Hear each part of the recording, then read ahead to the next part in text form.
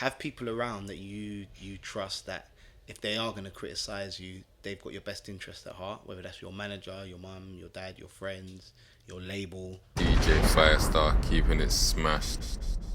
This is DONAE'O, see me, DONAE'O, with man like DJ Firestarr, Influential Records.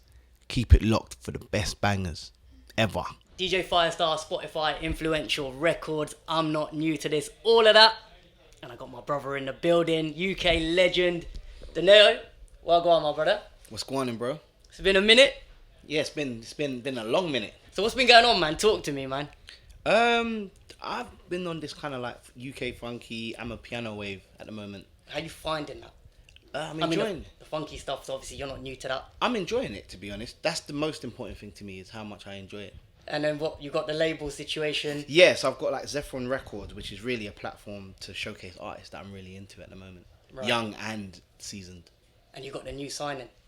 Yeah, I've got Ekeno, there's a girl called Lily Casely, there's Shenseea, Kele Le Roc, Terri Walker, China 6, Fonzarelli. Yeah. Okay. So what's the plan with that whole movement now, like in terms of your role?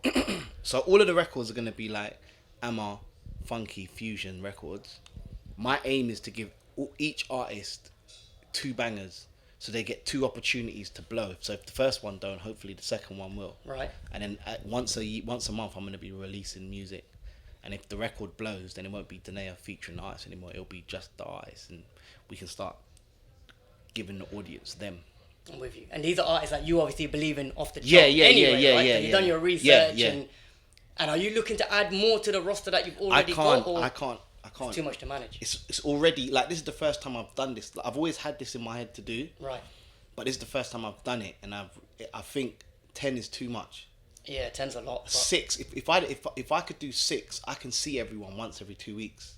Right. Do you know what I mean? And I want to give. So I think I'm gonna see this through, and then next time, because obviously it's gonna come in runs, innit? And like, they're my focus. So for the next 2-3 months, I'm not gonna be collaborating with no one, because my focus would be them. Then after my focus is done with them, and I've helped them, like say Terri's records gone get signed to Defected, then I'll probably collab with 1, maybe 2 other artists. And while I'm doing that, I'll be looking for the new 6, and then the next batch will only be 6. It won't be. How hard is it for you when the word gets out, or you want to take on a project like that? You're taking on artists that you want to oversee, mentor, sign, etc. Is it overwhelming, the amount of talent that there is? How do you kind of, what's the word, search through the good from the bad? The talent kind of find me. Okay. I'm a lover of music, innit? So I'll be looking for artists. I won't really look for artists. I'm just looking for bangers. Yeah. And then I'll be like, oh, like, I don't really care if there's bare numbers. I just like what I like, innit? Facts. So okay. That's really it, to be honest. Okay. And do you think there is is there overwhelming, again, I mean, you kind of just answered it, but is there overwhelming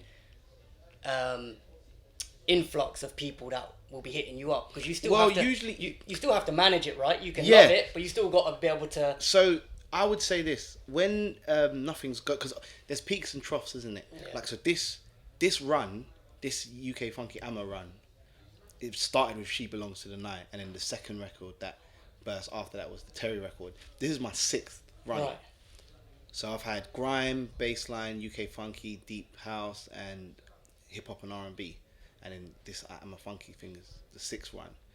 All of everything goes up, and then it comes down, and it goes up, and then it comes down. So. And what about your journey? And my point was, when things are like down and I'm building back up again, it's not as overwhelming. It's quite refreshing for me, because it's like I've got time to think about stuff, because people aren't bombarding me. It's like there's space in what you're like no one's really interested, so I can sit back, experience life, work out where I want to go, work out the process, and then what usually happens is I put the records out that I feel work, they end up working, and then that's when the influx of people come. But I've just learned to say no. And in a way that's not offensive, because usually I'd be like, no. But I'm not realising it's like, they're contacting you because they want to, like, don't hurt their feelings, but you can't spread yourself thinly either. Right. Yeah, and I mean, that's testament to you, because I mean, you've just said it, and I know from just seeing you in the game for so long and following the way you move, you love the music and you're there for the vibes, right? So my question was going to be sort of the typical, how do you stay relevant? But I don't believe, I just believe you're following your heart kind of thing in terms of the music that you love. Yeah. So how does that, like, how is that journey for you? Because we know music is just, look at how it's moved from, it just moves, the goalposts are just always music, it just always moving, always changing. Yeah. So how much of your focus is, shit, I need to be relevant? Never. Right. Talk about that a little bit. It's more like, I like music, I like listening to music, I like enjoying music. Once I find something I'm into, the next step is, I'd like to make this, because I want to be able to give myself the vibes that my favourite songs are giving me. So like the record that kick-started all of this off for me was like Kings and Queens. Then I started hearing, you know, Black Russian and how Super was releasing some bangers, and I was like, I want to be involved. I want in on this. Yeah, I want in on this. And then I worked with Super D and Taffa for She Belongs to the Night. And here we are. Mm-hmm. And talk about, a bit of a broad question, but what's the most frustrating thing about the game for you in this current space? Like, everyone has their highs, their lows, their frustrations, you know, on a regular, but for you, in the space that you're in now, it's kind of the most frustrating thing about what you're trying to do at the moment. The most frustrating thing for me is when things are low and I'm trying to work out where to go, because when things are at its peak, if you're self-aware enough, you can look at the journey and then you can say, this is why I did this, or I need to do this more of. But when you're trying to work out what the journey is, that bit is quite frustrating, because you can never be sure of it. You can't be like, yes, this is, all you can say is this feels good, and if things change, adapt to how they change, but keep your plan going. But that beginning stage, that unsure, I don't like that feeling, but I fight through it. And do you think you're in a clear space now where, in the sense of, when it comes to the resources side of what you're trying to do, you have all of that in place to be able to... Yeah, but you could always do with more resources. Yeah. But like right now, I'm still at the beginning stages, but I'm executing the plan now. But I don't know where... Yeah. I didn't know that Defected were going to sign. Jump on board. Yeah, like you can't... And then I didn't want to sign to... And I wanted to build up my record label. And when Defected came, I spoke to my missus about it, and she was like, you need to be more flexible, because it's kind of like, you're putting all this energy out into the world.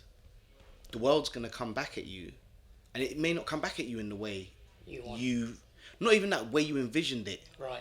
But that doesn't mean that it's wrong.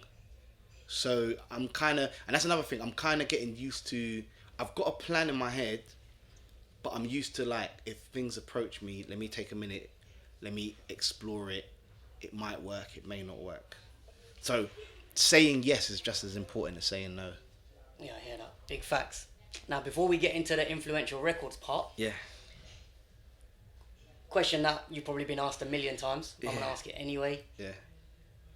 Current state of music, and we've touched on artists and what you're doing.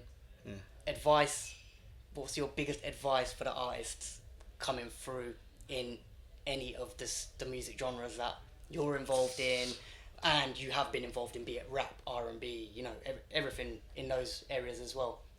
Best advice for artists trying to get a foot in, what would you say? Don't be afraid to be challenged. Right. Everything you make isn't great.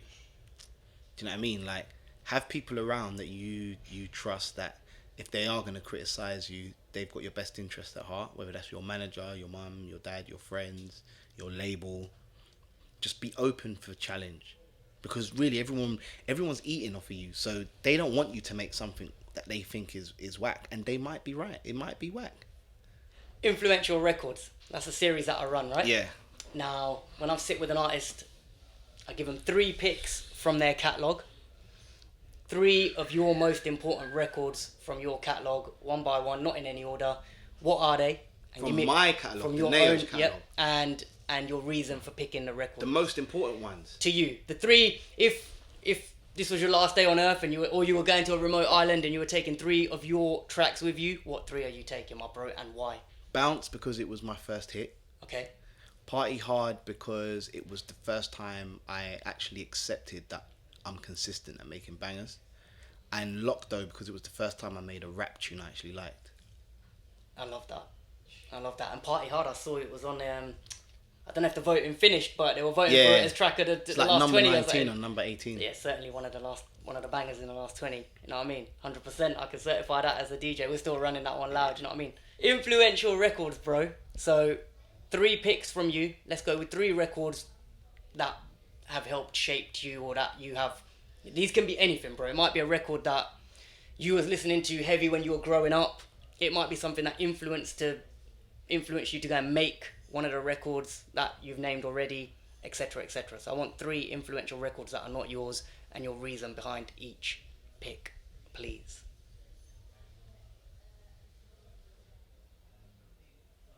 Tupac, Picture Me Rolling. Okay, why? Because it was the first time I emotionally connected with rap music. Before I was like, I liked the sonic of it. Do you know what I mean? But I wasn't old enough to understand what some of the guys were saying. And then it wasn't until Picture Me Rolling I started listening to what people were saying, and it was the first record that like actually helped me get through bad situations. Were you a big Pac fan? Not before that record. Right. And then after that record made me go back, and I was like, wow, I missed out on all of this. Like, he's got loads of them. Yeah. Picture Me Rolling is like my favourite song of all time. And then I would say Love You For Life by Jodeci. Okay, talk about that one. Because I've got an interesting voice, Casey's got an interesting voice, so it let me know that you can be different and good at the same time. Do you know what I mean? And then third would be Shake Your Ass by Mystical and the Neptunes. Talk about that one. Because that was the first I've always loved production from hip hop music, but Pharrell I was fanatical about. I was like, I need to understand what this guy is doing because there's crack in these rhythms. Yeah, you're not the only one. I wanted my rhythms to have crack in them too. Do you know what I mean? Yeah, the amount of producers that we've had on, we had the Fanatix on. Yeah. And we were running through Neptune's productions. Me as a DJ, my selections, Neptune's were heavy in that as well. So that record there, what other Neptune's records like really stick in your head? Drop It Like It's Hot is my favourite Neptune's record. Give It To Me by Jay-Z. Okay. Formal Invite, Ray J. Yeah, they got hits. The Tony Braxton song. The remix, Angie Stone remix. Is that Neptune's? Yeah, Okay. there's an Angie Stone remix. Cold. Alright, we got a couple picks there. Yeah. Next 12 months. Yeah. What do you want to tell the people, my bro? What can they expect? What should they look out for? Just follow me, and if you like the music that I put out and the artists that I introduce to the world, share them with your friends. That's all I ask. There you have it. Firestarr, Donae'O, we out, man. Safe, bro. Love.